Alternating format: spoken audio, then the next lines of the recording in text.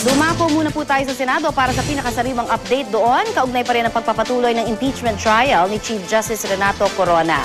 At on call po doon si Joseph Morong. Joseph? Yes, Connie, inaasahan natin kung ano yung magiging desisyon ng Senate bilang impeachment court doon sa TRO na inilabas ng Korte Suprema doon sa mga dollar accounts ni Chief Justice Renato Corona na nasa PS Bank. Nasa caucus sila ngayon at pinag-uusapan nila yan. Ang sinasabi is gusto nila na bago magsimula yung trial at 2 o'clock ay magkaroon na ng desisyon. Bagaman may nakapagsasabi rin sa atin ng mga source na baka open court nila ipakita kung paano sila bumoto tungkol dun sa issue na yan.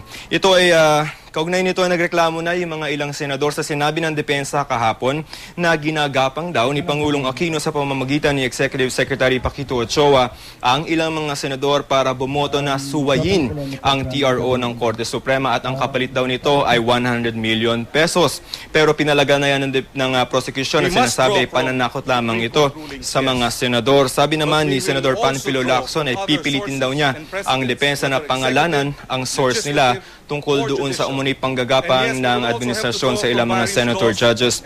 Gusto ng so pag na-resolve na yan at nagkaroon ng desisyon yung Senate ay baka makausad na rin tayo doon sa cross-examination naman pa rin ng mga opisyal ng BPI at PS Bank tungkol naman sa mga peso accounts itong si Chief Justice Renato Corona.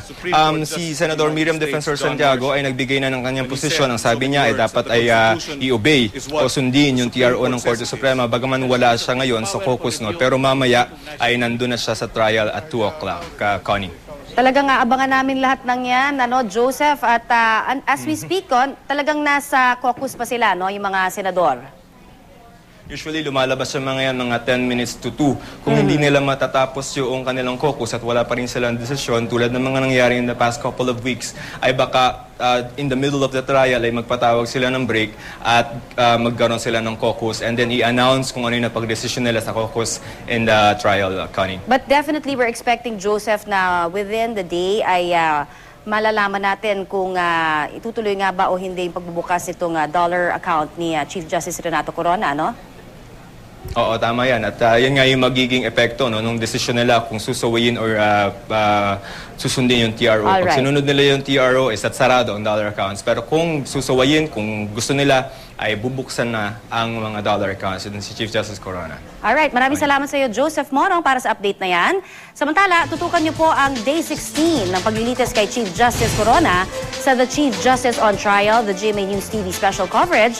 Pagkatapos po yan ng On Call.